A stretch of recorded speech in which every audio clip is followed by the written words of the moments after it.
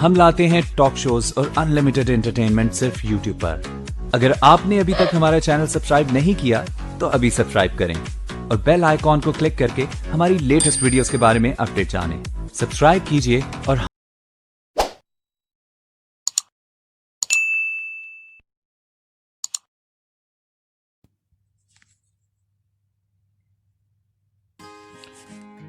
جب آپ نے کبھی کچہری بازار سے گھنٹہ گھر یا کارخانہ بازار میں مٹر گشت کیا ہو تو آپ کا سامنا یقیناً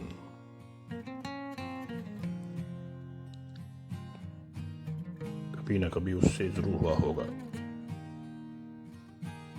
سیاہی مائل آنکھوں اور کیچڑ سے لبریز داڑھی والا ایک آدمی جس کے بدن سے جانور جیسی بدبو پھوٹتی ہے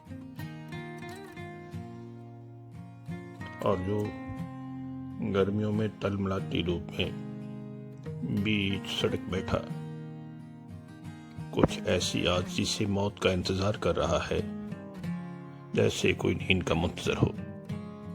ابتدا میں کبھی اس وقت بیچ چوراہے کے ڈرامہ سا لگ جاتا تھا جب ایک ضعیف بڑھیا اسے کھینچ کھانچ کر سائے لے جانا چاہتی، لیکن وہ اپنی جگہ سے ڈر سے مس نہ ہوتا اور ایسے جم کر بیٹھا رہتا جیسے وہ کوئی بے جان کھمبا ہو یا ایسا درخت جس کی جڑیں زمین میں دور تک پیوست ہوں۔ بوڑھی عورت کی آنسوں سے لوگ اندازہ لگا لیتے کہ وہ قسمت ماری اس کی ماں تھی، لیکن اب یہ گزرے وقتوں کی بات ہے۔ دھوپ ہو یا سردی کوئی نہیں جو اب اس کے بارے میں سوچے۔ اس شخص کو میں اس وقت سے جانتا ہوں، دھاری دار احمد اور سفید لٹھی کا کرتا پہن کر تانگے پر بیٹھتا تھا، لیکن پھر اچانک جانے اسے کیا ہوا کہ وہ کہیں غائب ہو گیا۔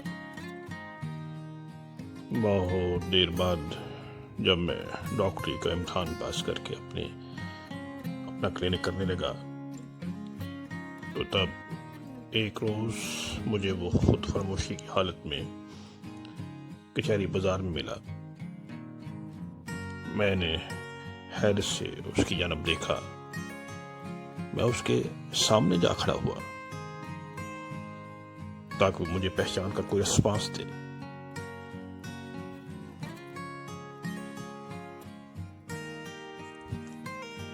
کیونکہ وہ کہا کرتا تھا کہ بابو جب آپ بڑے ڈاکٹر بن جاؤ گے تو شاید مجھے پہچانو گے بھی نہیں، لیکن معاملہ اس کے برعکس نکلا۔ میں اسے پہچانتا تھا، وہ مجھے نہیں۔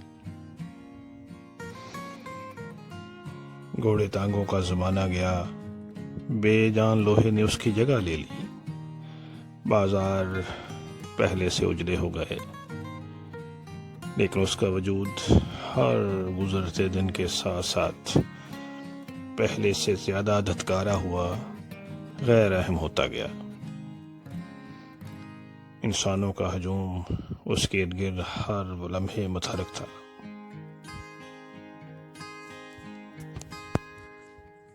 لمحے،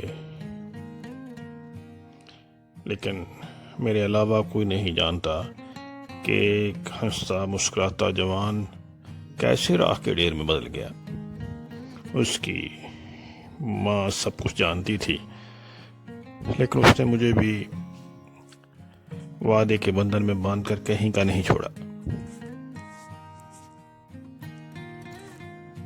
میں ڈاکٹر تھا، کوشش کر سکتا تھا، آپ ہی بتائیں میں کیا کروں۔ میں نے بہت کوشش کی، اچھی سے اچھی دوائی اس کی ماں کو فراہم کی، لیکن اس نے ایک بھی گولی اپنے بیٹے کے حلق سے نیچے نہ اترنے دی کہ کہیں ہوش میں آ کر وہ اپنی بیوی کے بھاگ جانے کے دکھ کا دوبارہ سے سامنا نہ کرے۔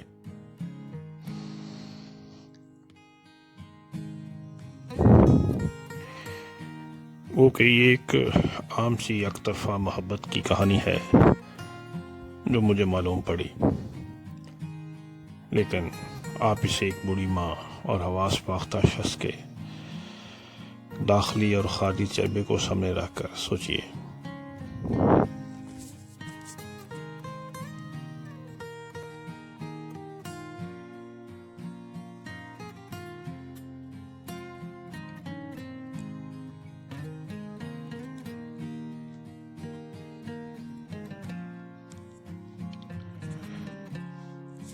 اور یہ بھی کہ مجھ جیسے ڈاکٹر کیا ہونا چاہیے جس نے دانشتہ اپنا فرض پورا نہیں کیا۔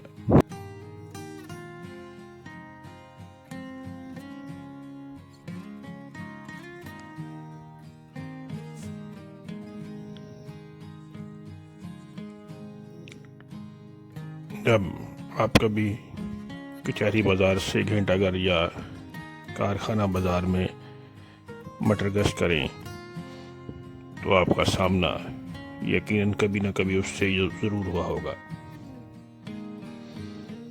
سیاہی مائل آنکھوں اور کیچڑ سے لبریز داڑھی والا ایک بوڑھا آدمی